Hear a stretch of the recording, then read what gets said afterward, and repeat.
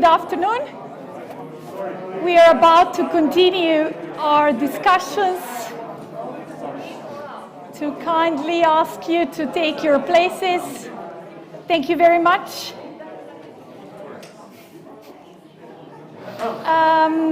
Welcome to the next panel discussion, Dismantling Covidocracy, Protecting Democracy. Very important topic, and before I introduce the panel and start the discussion, I would like to inform you that the broadcast of the panel is also available at the Belgrade Security Forum YouTube and Facebook channels. This panel will last for an hour and will be open for questions. For those of you who are following the panel via the Zoom platform, questions are available through the Q&A option during the discussion. Attendees in the conference room can also ask the questions by raising a hand during the last 20 minutes. I'm looking forward to your questions and would like kindly ask you to keep the questions brief, as I expect that there will be many questions. So it is my great pleasure to welcome today's panelists. Ms. Daniela Schwarzer, the Executive Director for Europe and Eurasia of the Open Society Foundations. Professor Emeritus Peter Balázs from the Central European University. I would also like to welcome Ms. Katarina Golubovic, the President of the Lawyers Committee for Human Rights. And last but not least, let me introduce you to Mr. Jean Lachapelle, Assistant Professor at the University of Oslo's Department of Political Science. My name is Vukosova Crnjanski. I am a Director of CRTA, Belgrade-based watchdog organization. So without further ado, I would like to start and ask questions, a lot of questions I prepared. And if it's not a problem, I would like to start with Mr. Lachapelle. Before the COVID-19 crisis and the pandemic, we had many worrying signs showing us that democracy is backsliding globally, that we have a democracy crisis in general, from countries that have established democracy for a very long time on one side to countries that have authoritarian tendencies on the other side of the spectrum.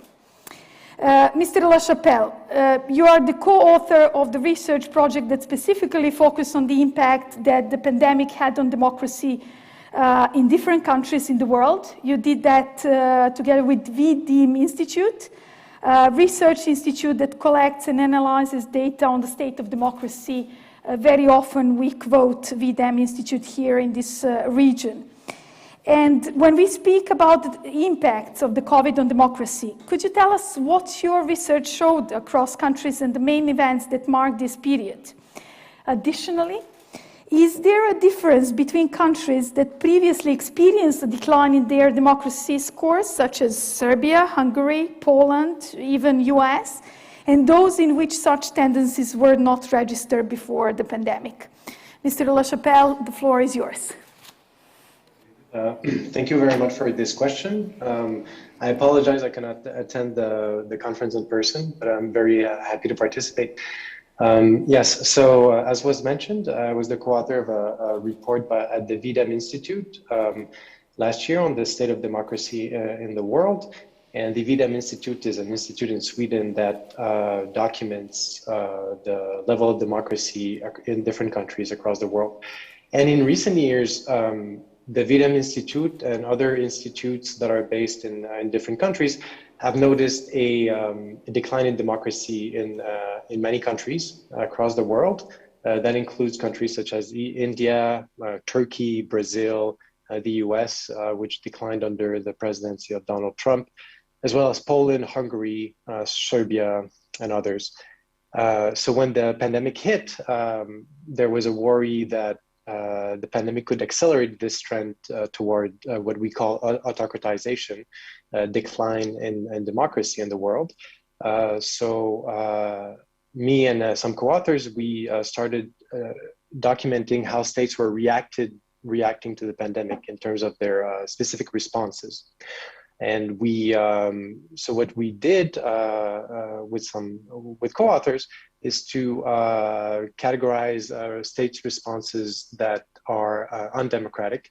For instance, discrimination against minorities, or abusive enforcement of measures to fight the pandemic, or disinformation. And we documented which states were engaging in these measures to try to have an idea of which states were more at risk of experimenting a further decline. So it was kind of a real-time attempt at documenting what was happening. And so the results have been published this year, and I would encourage everyone to go on the VDEM website to take a look. But in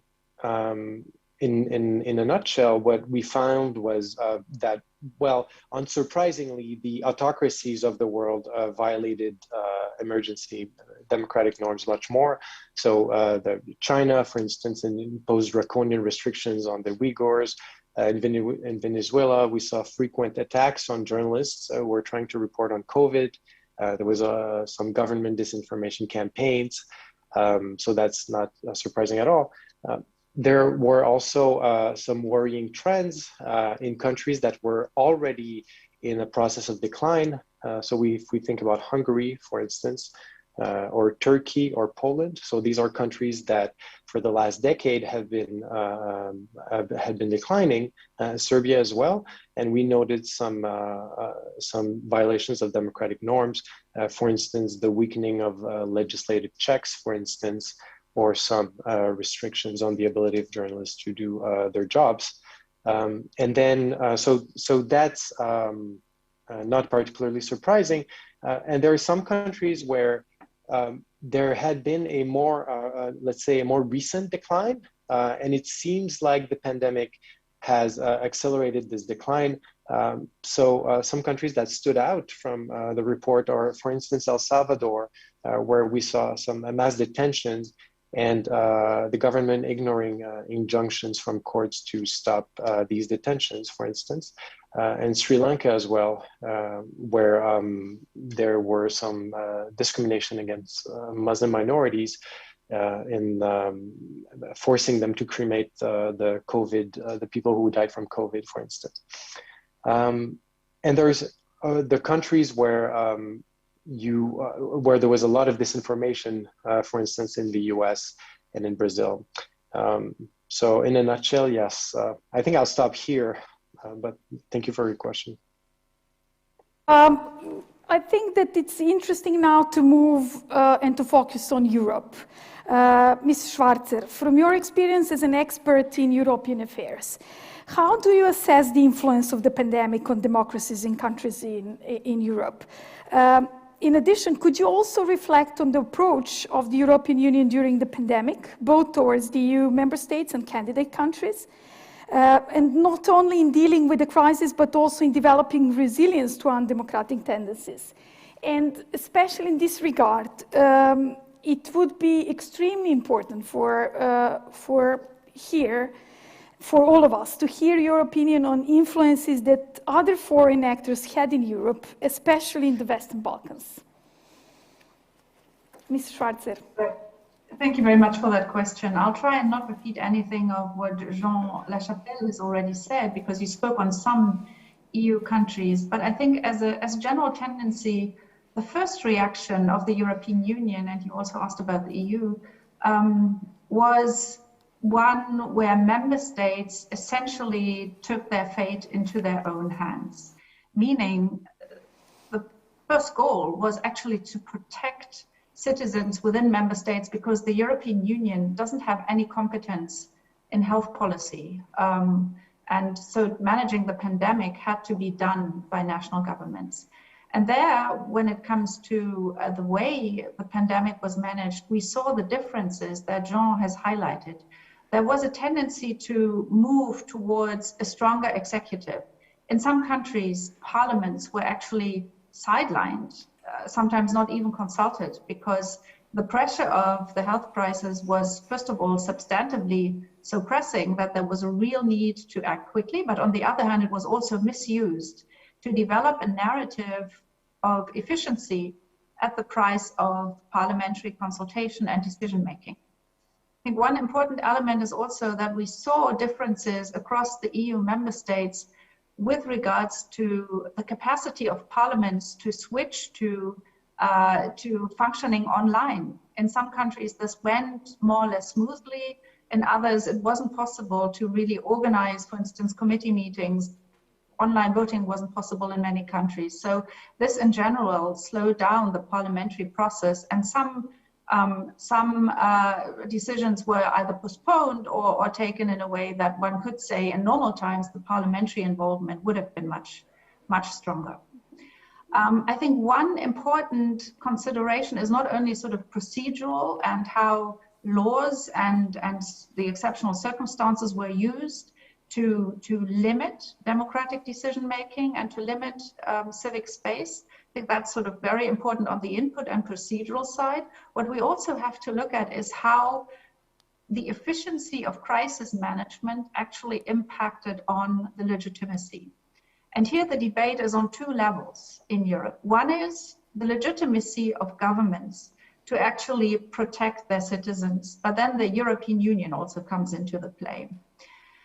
And one of the measures that I found extremely striking was that governments decided, not even within the EU, which has an integrated market, they decided no longer to export critical medical material to each other. And then they realized this goes straight against the fundamental principle which we have created in the European Union, which is the single market. So they said, okay, this is unlawful within the single market, and we have to find joint procurement mechanisms. We have to treat all of this as a space of more or less solidarity where member states do continue to export material.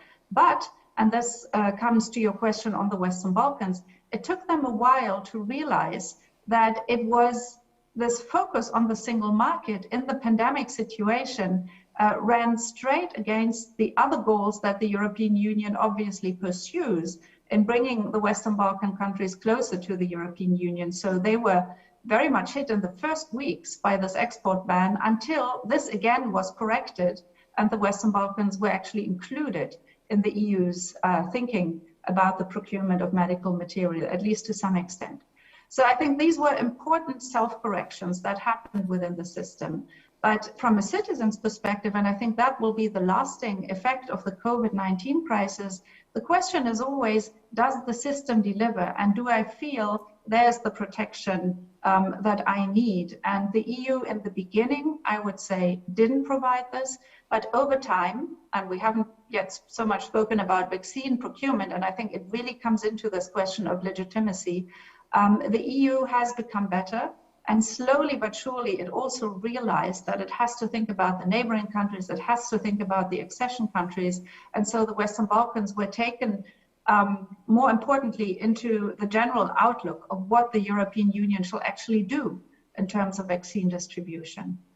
On your point on external influence, I think it is very striking to see how other players which are totally present in the EU and the Western Balkans as influencers of public opinion through media, through hybrid attacks in the EU. We have so many accounts and analysis of Chinese and Russian attacks on critical infrastructure, how players like Russia and China actually used the pandemic situation in an additional and new way. And this was vaccine diplomacy. And I think the European Union waited for too long to realize this as a challenge. It happened within the EU, it happened in the Western Balkans, where the procurement of vaccines from authoritarian regimes was of course present, as it was in the European Union.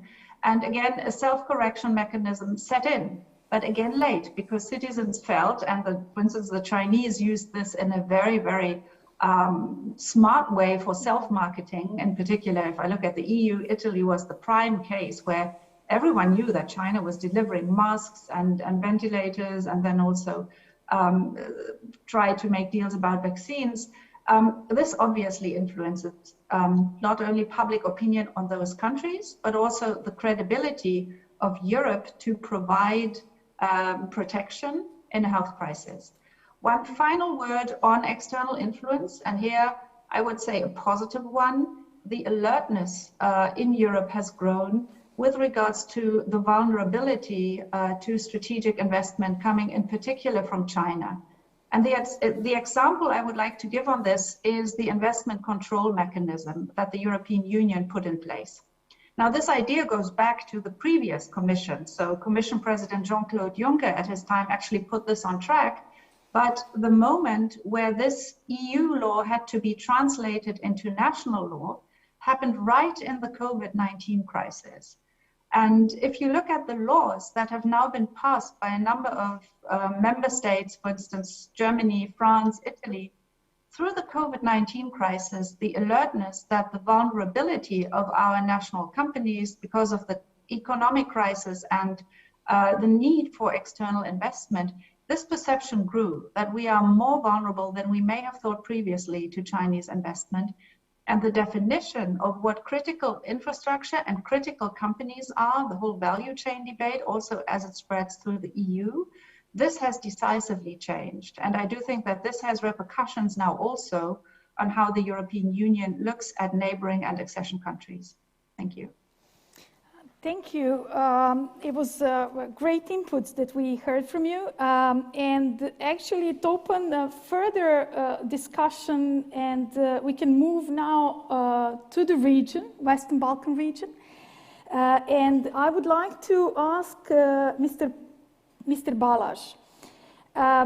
We witnessed in the previous period, Hungary had one of the most authoritarian responses to the pandemic. And from your perspective, as a diplomat and academic, we would like to hear about the most important developments in Hungary in this period. What consequences did the pandemic leave on democracy in Hungary? And maybe most important things, would you consider that those developments had an influence on neighboring countries? Mr. Balázs. Thank you for the invitation and thank you for the question. Let me start by stating that Mr. Viktor Orbán, the Prime Minister of Hungary, did not need the pandemic to start the dismantling of democracy in Hungary. He started much earlier. He came back to power in 2010. Before, he had one first period between 98 and 2002. And when he lost in 2002, then he declared that would he win again, he would never lose power as he did in 2002. And he had a strategy. He has prepared himself. When he won in 2010, he immediately started this dismantling of democratic checks and balances and institutions. Already a few months later, he adopted by his two-thirds majority in the parliament the media law. This was a famous media law restricting the rights of the media, and then he went on very consequently. The first external helping hand came to him by the migration crisis. So not with the pandemic, but with the migration crisis of 2015, when hundreds of thousands crossed the territory of Hungary, coming on the Balkan route and going towards Austria and Germany. Now, what he did very consequently is to restrict the rights of the jurisdiction, then to delegate party people into the constitutional court, to occupy the economy, and to favor his friends and close family members, just growing up a new class of capitalist close friends. Then came the restrictions of the civil society, dominating the media, and with the last actions, universities pushing out the Central European University, most part of that university from Hungary, and he is already occupying the theaters this year. Now, I think, and I'm afraid that that Mr. Orban has coined his self-defined illiberal democracy, which is a nonsense in itself. I remember one press conference when Angela Merkel came to Hungary, and they were standing before the press with Viktor Orban, and one journalist put the question to Mrs. Merkel that what's your feeling about illiberal democracy in this country? And she said, I cannot understand it because a democracy is either liberal or it is not a democracy. And this was an adequate answer. But otherwise, we had the impression that Mrs. Merkel was far too tolerant towards this process in Hungary. And under her guidance, the European People's Party tolerated too long that action of Mr. Orban. Finally, they pushed out his party from this party family, and now they are so-called independents in the European Parliament. They deserved it. But when the COVID-19 came, then they just misused it, just like the migration. Well, you should know that we still have a valid act on special powers of the government because of mass migration to Hungary, which is not the case. A few dozens of unfortunate people try to come over the fence on the Serbian border, and usually they are pushed back by the border guards from Hungary. So there is nothing like a mass migration in this country. Yes, the pandemic is here, as everywhere in Europe, but it was again an opportunity for Mr. Orban to get another set of special rights, which were not needed because the Health law grants the government all the freedom of action, what a government may need in such a situation. And my last answer and reaction is, yes, this model has infected other countries, has been followed, as it is well known, first of all, by the friend of Mr. Orban, Mr. Kaczynski from Poland, and the Mazowiecki government. Mr. Janša in Slovenia is another supporter of that drive, and there are serious fears that it could be a political pandemic in the European Union that other countries follow this bad example because they can see that it is feasible in the EU, in spite of all nice principles and rules. Real procedures are very slow, and now we are crossing our fingers for the new rule of law procedure to get green light from the European Court and to be applied and to set good examples for other countries in order not to follow this bad example. Thank you. Thank you. I think this is a great introduction for the case of Serbia. We heard a little bit on what was going on in Serbia, but and what is the level of backsliding in Serbia. But let's remind ourselves what happened here. We were the first country in Europe that organized national elections in the midst of the pandemic. Still, the pandemic management gravely affected the performance of democratic institutions and processes. We heard that from the previous panelists. It marginalized the parliament in Serbia, led to further centralization of power, controversial decisions and human rights violations. And I think this is a great opportunity to discuss with you as an experienced legal expert and human rights advocate in Serbia. How do you assess, Katarina, the performance of the government in Serbia and its response to the pandemic? Do you see, and what are the consequences of the pandemic on human rights, especially regarding the excessive use of force during the citizens' rights in July 2020, on institutional transparency and the rule of law? Thank you for all these questions, Vukosava, and thank you all panelists for your actually introduction to a case of Serbia. We should say that we have already and we have weak institutions, and then with COVID and from March to 2020, we saw that we can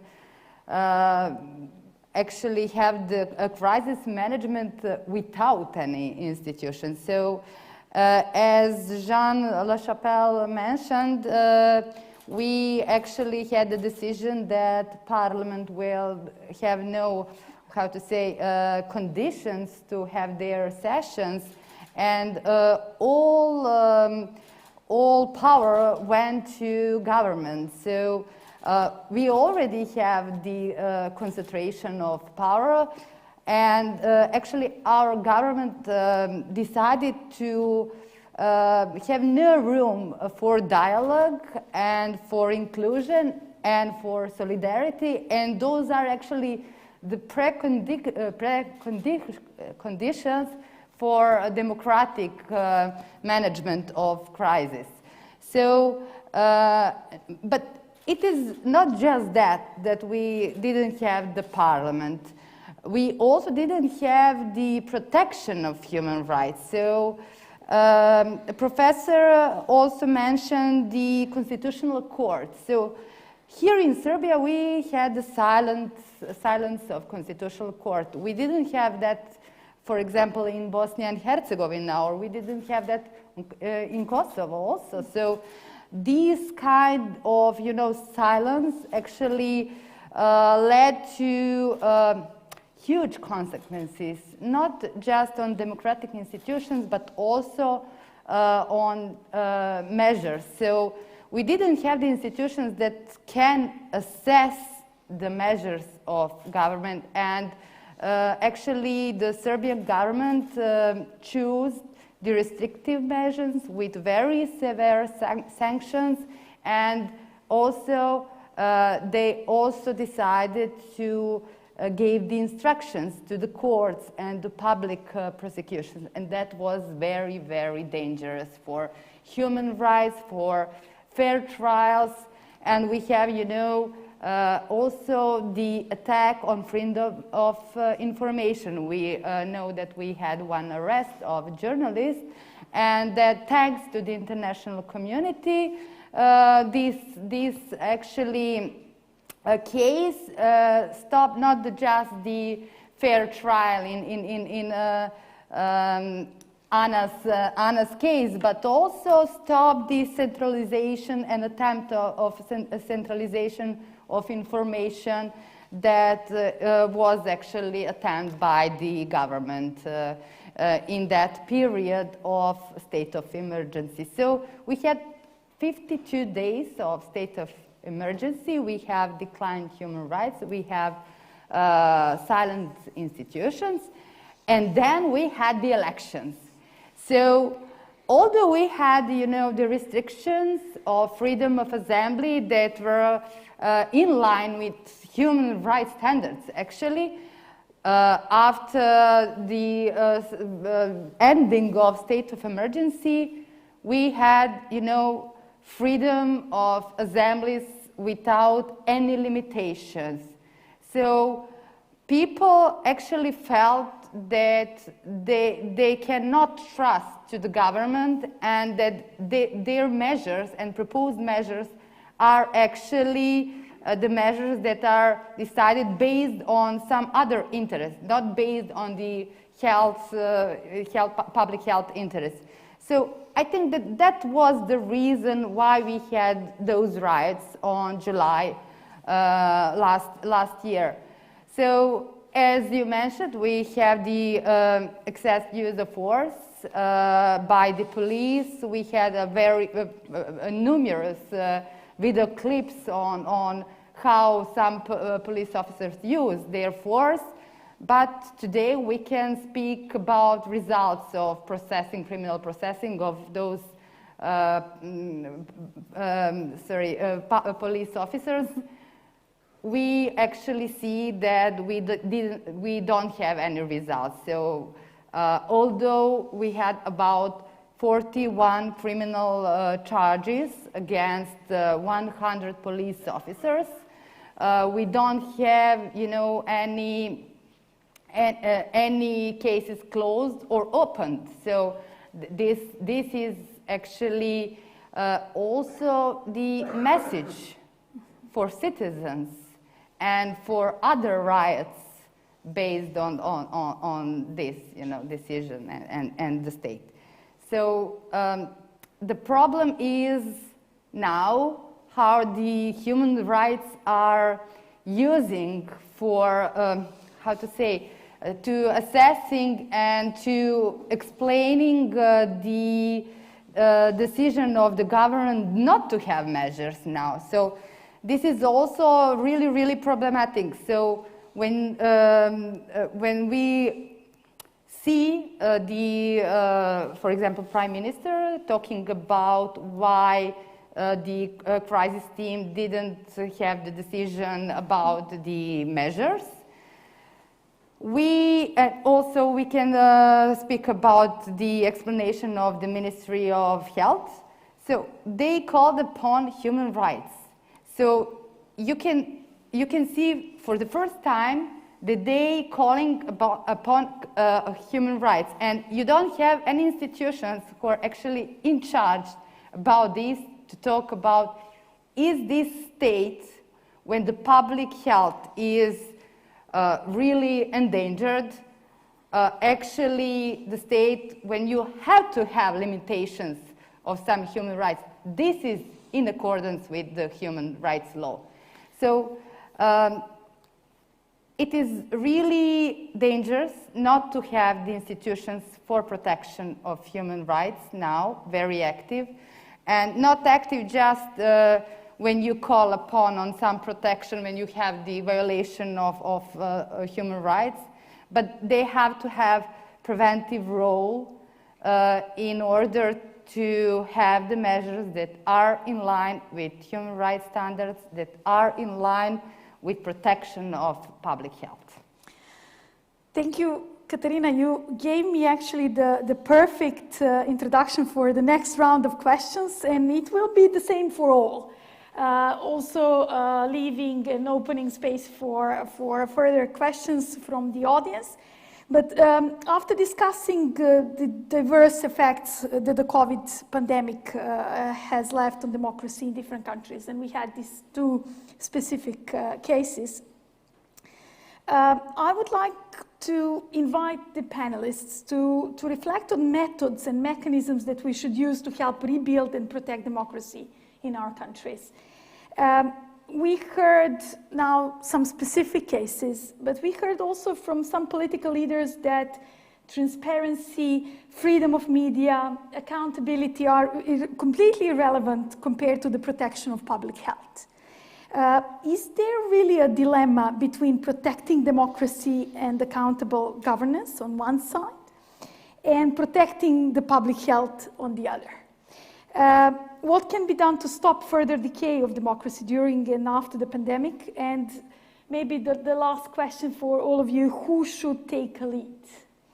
So I'm happy to invite anyone who feels ready to answer, but maybe those questions may be linked with what Ms. Schwarzer was saying about the self-correction, on the solidarity that you mentioned. Maybe you can, I can invite you to start with answering on these questions.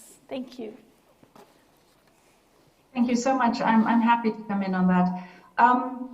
So I think there was a trade-off in the beginning between, for instance, freedom to move, freedom to meet.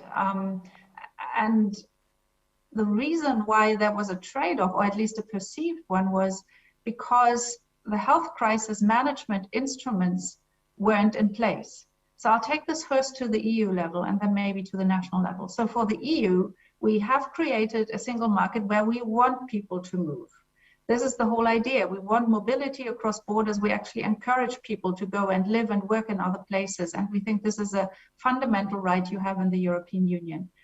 But at the moment where you do not provide protection on the same level and the same geography as you want to provide this mobility, you make your citizens vulnerable. And so this is actually a very, very strong argument to put in place the relevant protective mechanisms when you create an integrated space. And what does that mean? First of all, obviously it means that the member states and the EU together, and I would always include the neighboring and accession countries, because the pandemic doesn't stop at the border. So it's not only a question of solidarity that should make us think about Europe in a broader sense than just the EU, but it's also the actual interest to fight the pandemic and reduce its spread. We need to think about mechanisms that can provide, first of all, data and transparency on the actual spread of the pandemic. And in the early days, this was really the problem, because data was flawed and not comparable. Regions that are very closely integrated, like border regions, for instance, between Germany and France, where even public transport is actually integrated across the border, they pulled up frontiers again, because the feeling was we do not know what's happening on the other side of the street, which is another country by chance.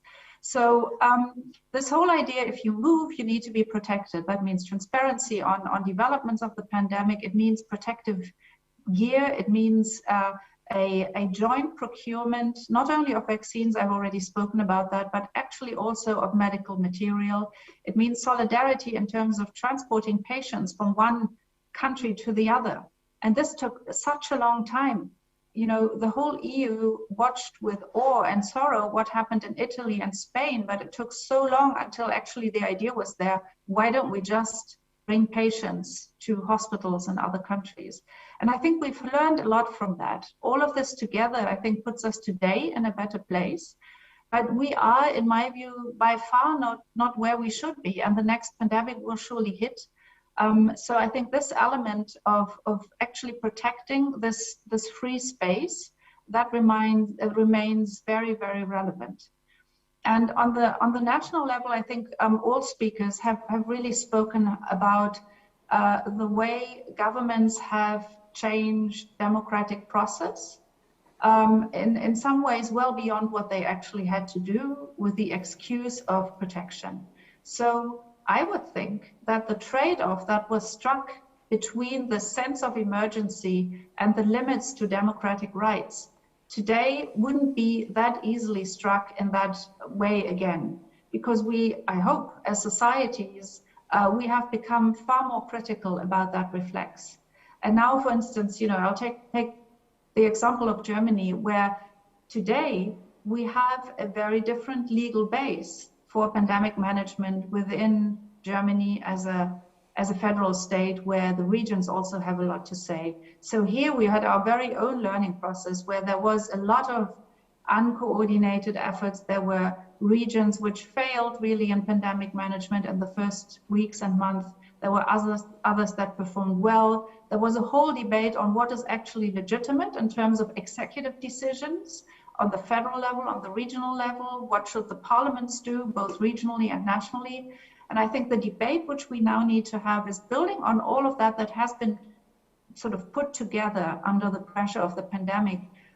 Let's look at all of this and ask ourselves, are we in a place where we think that we can manage the next pandemic in a more democratic way, where the mechanisms can be better respected, where executive power doesn't need to be increased in that way? And that's really a question of preparedness, but it's also a question really of debate within civil society, within the media, that needs to go on.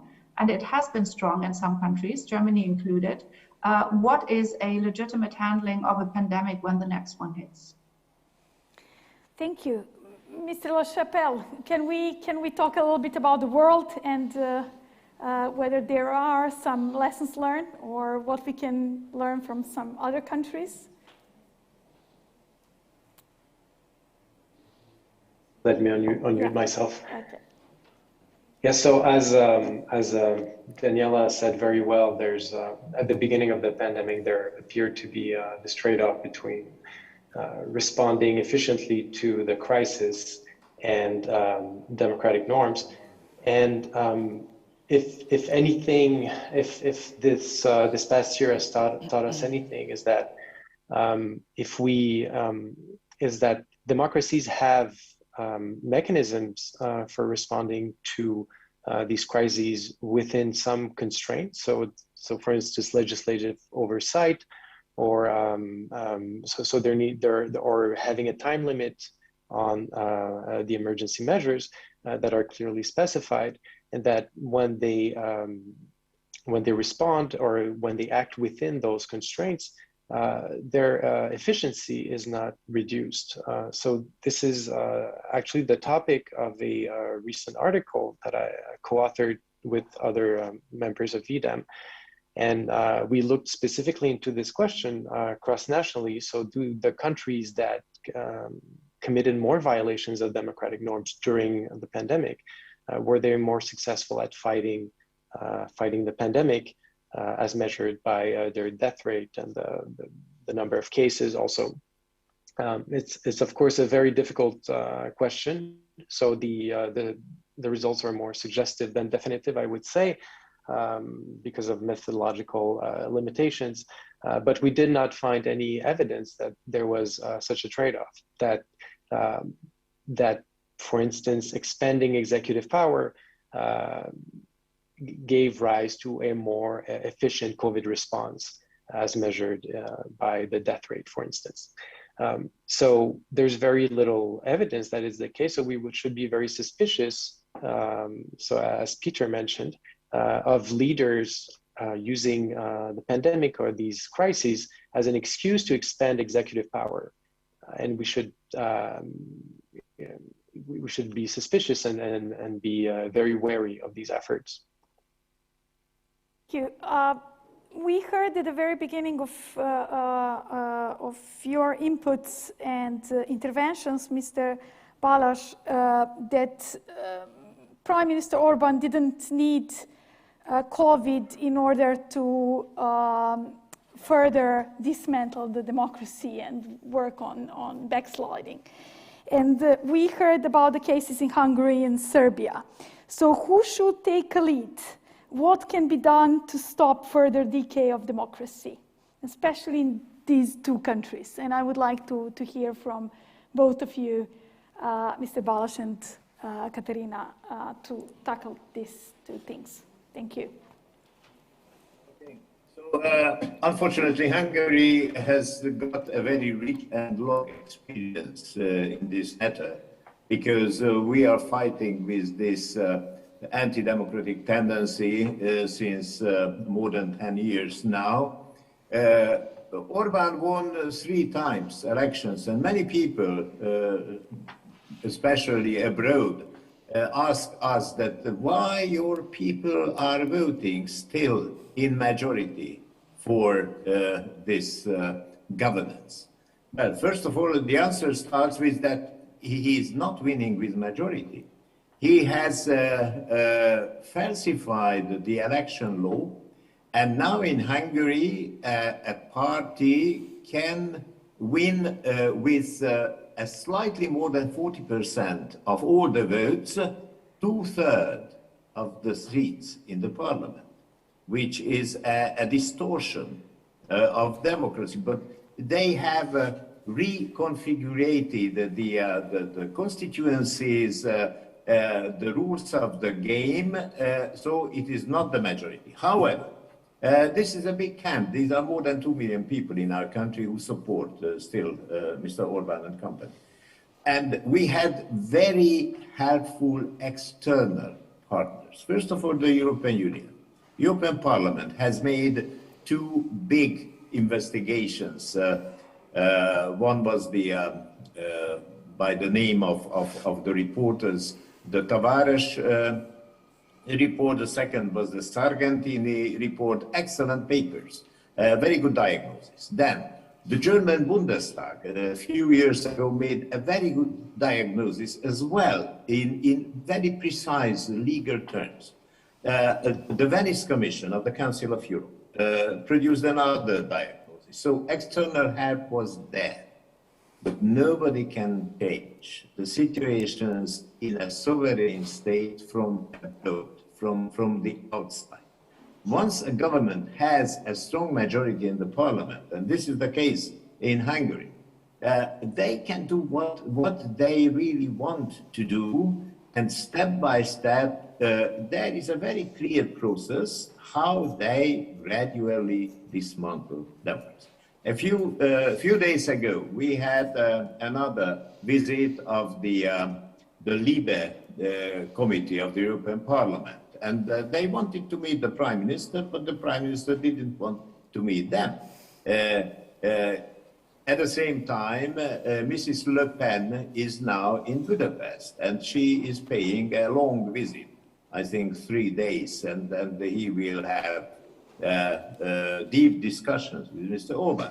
So Orban has identified himself now very clearly with the extreme right in Europe, and he is singing the same song. Now, an encouraging phenomenon, and this is maybe the way out of this situation, is that since the Orban election law has eliminated the first round of parliamentary elections, before we had the 2 rounds, and he has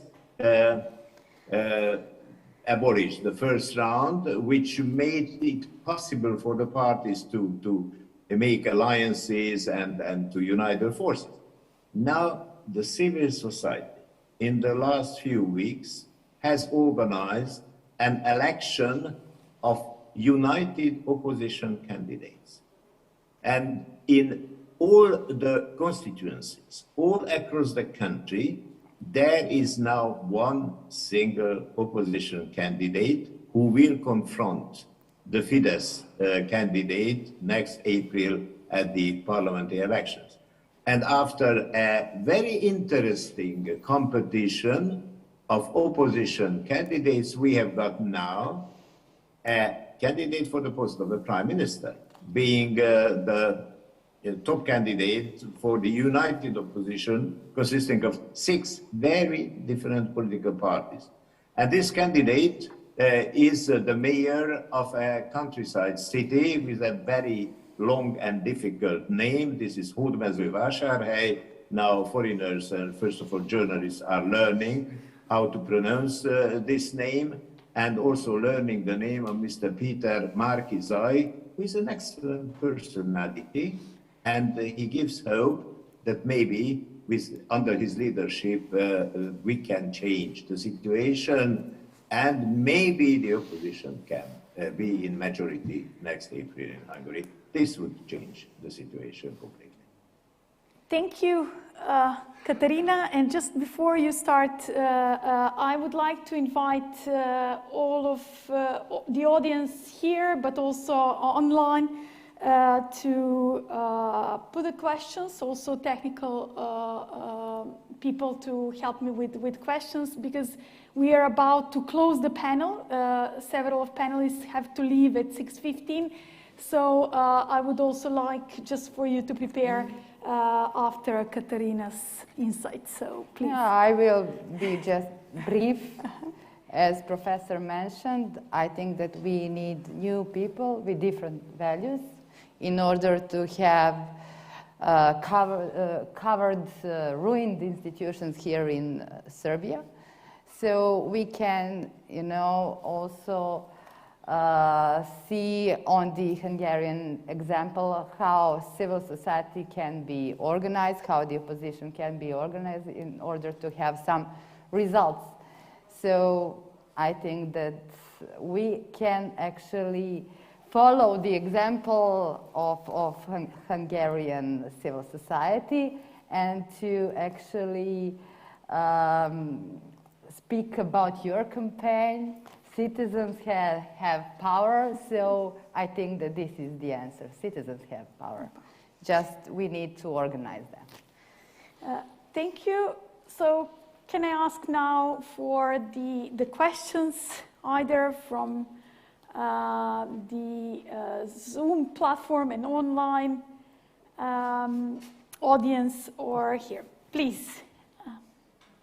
Thank you. Anna Toski-Cvetinovic, Partners for Democratic Change Serbia, and thank you all the panelists for your insights. So what you said, that citizens do have power, it's also related to communication. So my question is for, I'm suggesting the panelists from abroad. So how do we communicate this message to the citizens that what happened with the pandemic and human rights, it's not either or dilemma. It's not either we have public health or human rights. And I think we let the government or governments throughout the world to take over this narrative and frame it as either or dilemma. And we as a civil society or activists, I think we miss to communicate it to citizens, both to those who are leaning towards concentrated power, on concentrated government, but also to those who are completely against any kind of limitations of human rights. Like we here in Belgrade have for the last couple of days in the streets, people protesting against any measures, like we almost have any measures, and people are protesting against it. So how do we communicate that this is not either or dilemma, that we can both have public health, that we can both save lives, but also that we can protect human rights as well? Because my perception is that we missed to do this throughout the pandemics. We are trying, but we still haven't succeeded. So do you have any suggestions in that regard? Thank you. Thank you, Ms. Toskic. Is there any other questions, so I can take all questions and then ask panelists to answer on this? No from audience, online, no. So then, please, the panelists from abroad, please take it first. The floor is yours. Okay, thank you for that question, Ms. Toskic. Really merits, I think, a lot of reflection, so this can only be a very first sharing of thoughts. I think one thing is that those countries that did respect human rights and did respect procedures of democratic decision-making, they did not fare less well in pandemic management. So while in the beginning it seemed like authoritarian regimes clamped down better and they hence, managed the immediate health emergency in a better way, I think over time this picture is far more balanced, and we can actually see that as in particular the vaccine initiatives took off, those countries that tried to remain open as much as they could and manage the pandemic in a way that is completely compatible with human rights and democratic process, they are not faring less well. I think that's the first message. The second one is this very self-critical debate, where were indeed lines overstepped, even in democracies which are generally seen as sane and solid democracies. And here, that brings me back to the point I made earlier. It's so important to discuss how can we ensure preparedness in the area of health crisis management. So we do not have to go to overshooting crisis management and executive emergency reaction. So this reflection of how can we stay open while handling a pandemic successfully, I think that's the next important step. And I think a third element that we haven't really discussed here is how can we make more people accept to get vaccinated on a voluntary basis, but how can we spread that understanding that this is actually a very important part of pandemic management, of the containment of the virus, and in particular of avoiding mutations going forward, as a fundamental prerequisite for our societies and our economies and our countries to remain open.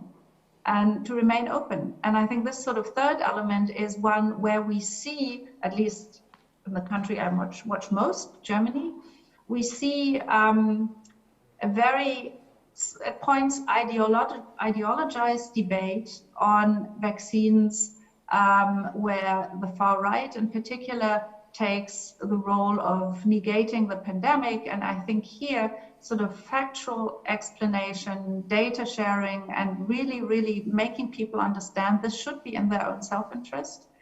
This is an important third element, which I would say should be part of communication. Thank you, Ms. Schwarzer.